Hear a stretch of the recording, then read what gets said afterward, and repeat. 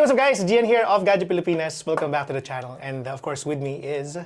Hi, I'm Luie, your co-host for this video. Wow! Wow! Alright, so this is going to be an ongoing segment that we have here sa Gadget Pilipinas, and it's called No Cuts. No cuts. Oh my God, what is that? I don't know. Can we do that? Kaya mo ba? Let's see, no? Kaya na gawin yun. Pero yun ang rule of the game in this video. Of course, we're gonna be maintaining this in a 10-minute segment. We'll try our best.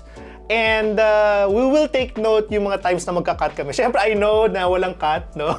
Pero we don't know if it's gonna happen, if it's possible. Kaya mo yan. Kaya I believe in Gian. I believe in Luie. Gian supremacy. Oh my God, alright. Si great leader. Great leader. Si Emma, si Ram ba nagsabi nun? Si Ram yun. Okay.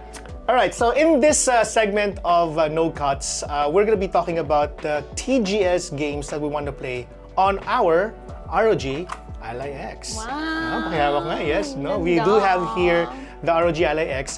It's been with us for quite some time now, and I've been playing quite a number of games here, including the ones na may demo na nakita ni Luie sa Tokyo at Tokyo Game Show. Yes. And by the way, Luie, kamusta ang Tokyo Game Show for you? Give me a quick... My gosh, how can I do this quickly? It was hot, it was fun, it was amazing, it was huge.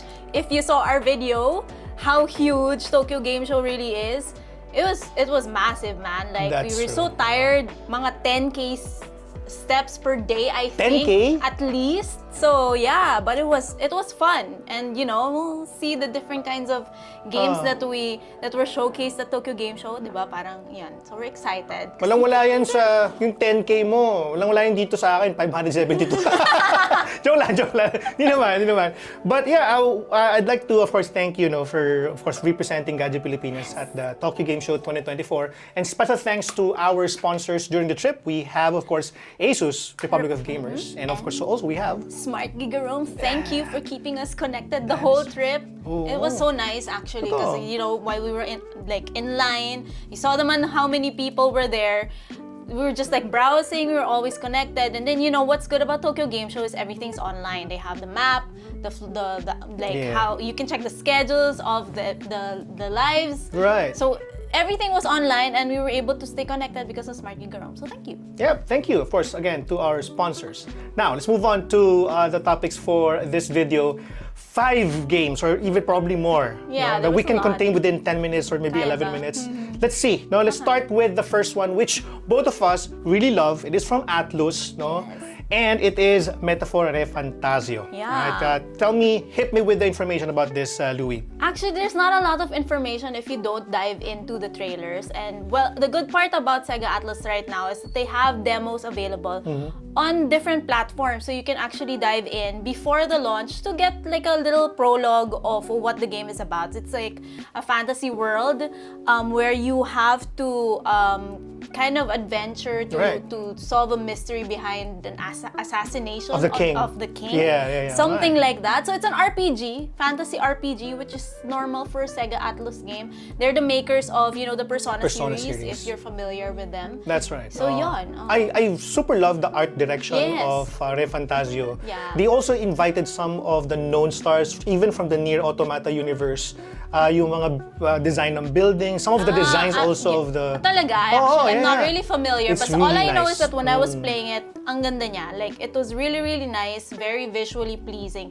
Very familiar in terms of style with the Persona series, but still very different. Yeah. Like the I think it feels a bit more, how do you say it? Medieval. Medieval. Yung setting niya, and kind of... Steampunk style, no? Maybe. May may ganun pagka-steampunk nga siya. If you, that's true. Also, one thing that I would like to mention is that the game is now out, and you can actually play it on the ROG Ally X. Yes, because it's available on really Steam. well optimized game. Yeah.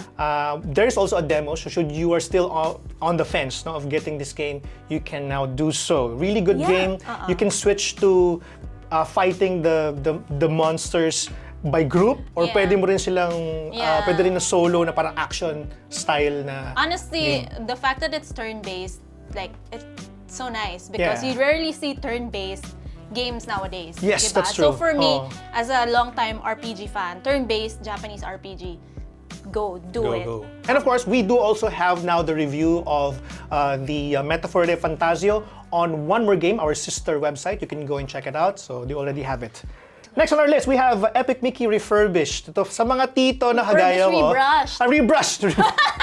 O nga, no? Refurbished! Well, it's also refurbished. Yes, it's a remake of an old game. Mistake. Okay. Wala tayong cut doon. Well, Pero, wala. It's Epic Mickey Rebrushed. It's a remake of a 2010 Wii game. So sa mga tao na naglaro ng Wii, oh my God, so long ago. We had a Wii.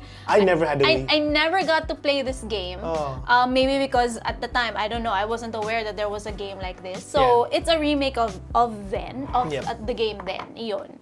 And also, it's now available also, no? You can now buy it via Steam if you want to. Available also in other consoles, but since we also have here the ROG Ally X, no? You can actually buy it via Steam. Yeah, but if I recall correctly, meron siyang demo, right? Yes, there is a demo. You know, what's great about games nowadays is that they provide demos. So if you really want something, you can try the demo first, and then that's when you can decide if you want to purchase it on day one, right? So do that. Metaphor Fantasio has a demo. Epic Mickey Rebrushed has a demo. So yeah, that's good. So tell me about the story because I don't know anything about this game. I never had a Wii, no? Except for, you know, it's a Mickey Mouse. Disney, we love it. That's true. Para sa mga tito gamers no, who had a Wii, of course kasama doon kasi may Wii ka before, tita gamer ka na rin. Ay nako, I wholly accept it. I am a tita and it's fine. That's true. This of course calls back a lot of characters in the Disney universe. So if you love Mickey, if you love Donald, no, you get to meet all of these fantastic characters. Syempre, there's an element of art here. Yeah. There is of course dynamics of that. So expect it to be really fun and for the new generation of gamers. Yeah, kasi it's probably going to cater to a younger audience just because it's Mickey Mouse. Yeah. So yeah, but this game has already been launched. Yep, September 24. September 24, 2024. In fact, even before or during, I guess. I think during Tokyo Game Show. And they had a whole epic, like a little castle there. This is THQ Nordic actually showcased Epic Mickey. So people who went there, di namin na-try kasi ang daming tao. But there were a lot of people lining up trying the demo. So yon, it's pretty nice. So like all hands on deck for this game. It is epic, right? Yeah, epic. Okay. Epic. All right, so let's move on to the next one, which we have naman of course, I will give this floor to you, Monster Hunter Wilds. Yes. One of my most anticipated games of 2025. It's coming out Feb. Yes. And gosh, I don't know where to start because Monster Hunter has been like a long time love of mine. I've been playing since the 3DS. And for Monster Hunter Wilds to come back to console in that way, sobrang fun. But it's also going to be available on Steam. I'm not sure yet if there's gonna be cross-platform for...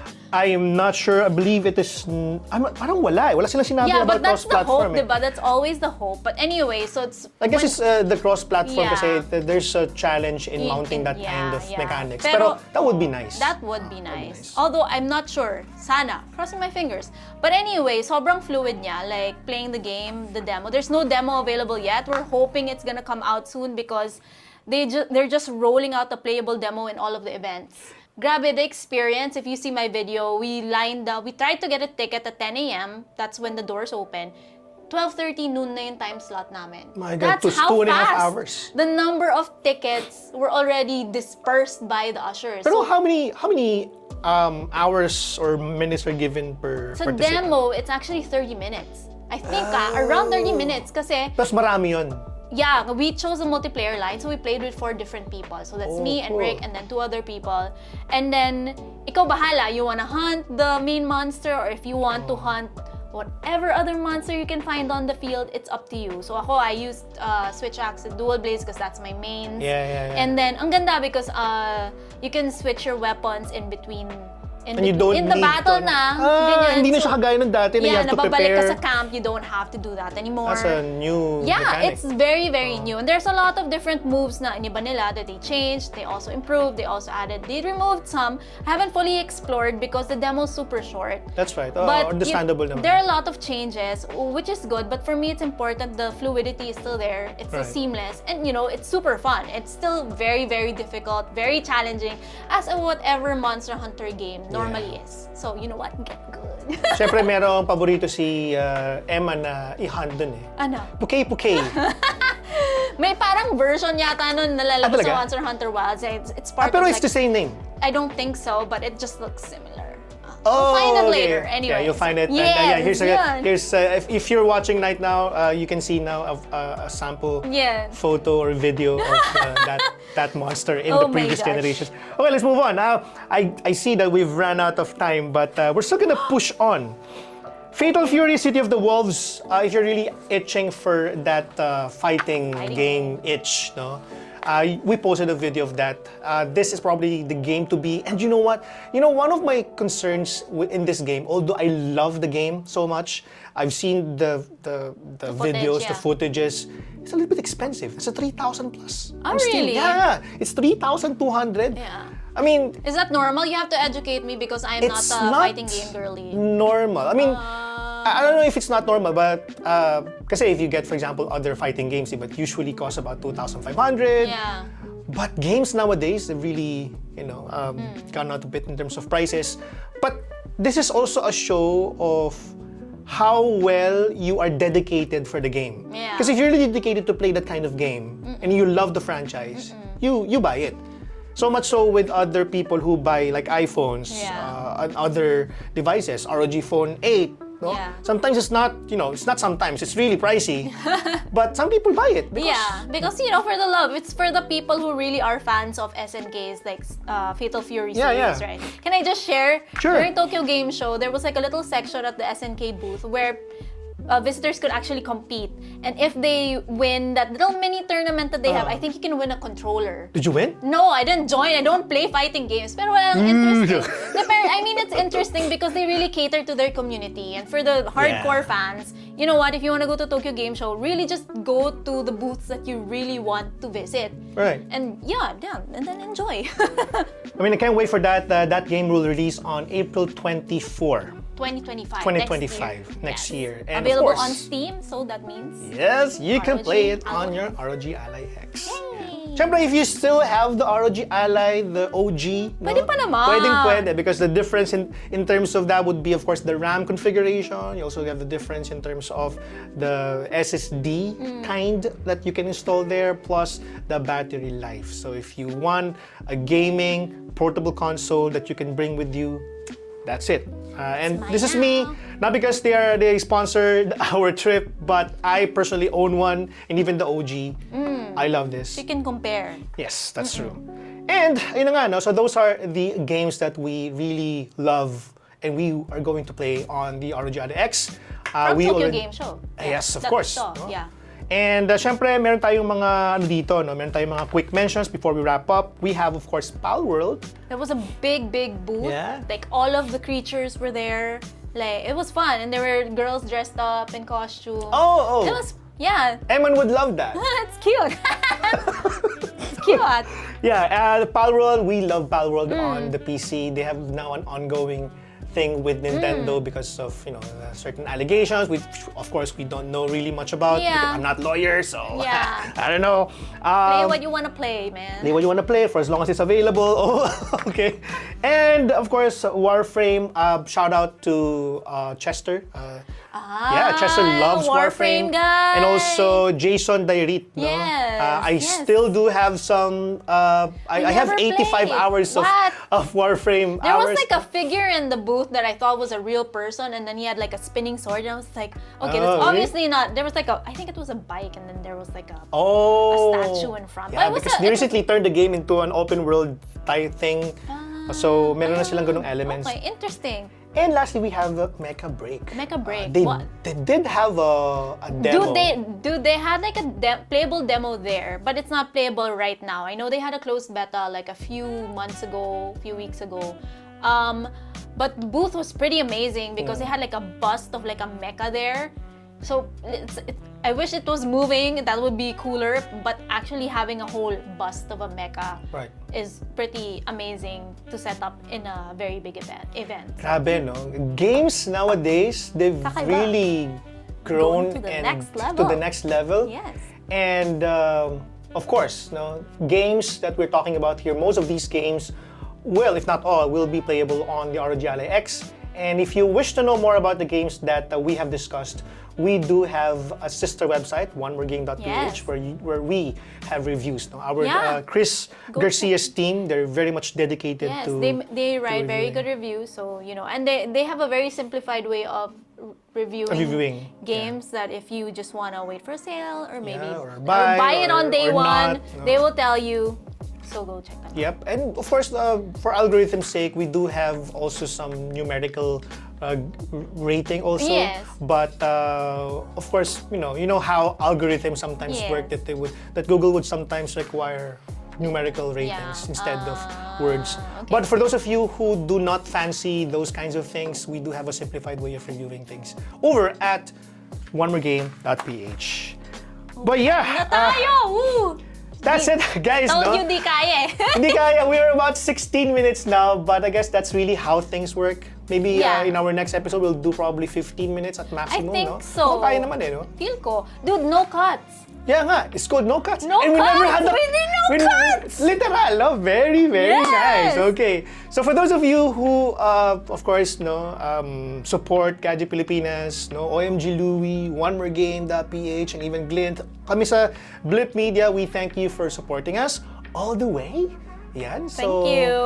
Kayo ang bumubuhay sa amin. Of course, pati rin yung aming mga partners like ASUS, Republic of Gamers, and Smart Figaro. Yes. Thank you. So I guess that's about it. Yeah. Nakikita namin uli ikaw sa Tokyo Game Show 2025. Oh, we'll see. we'll Maybe see. even more. We don't Yes, know. There's yes. so much to explore. Not just in the tech world, but in the gaming world, guys. That is true. So for more tech and gaming, tune in to Gadget Pilipinas, One More Game, and OMG Luie. This has been Gian. And Luie. Oh my God. Yes. Catch you the next one, guys. Bye.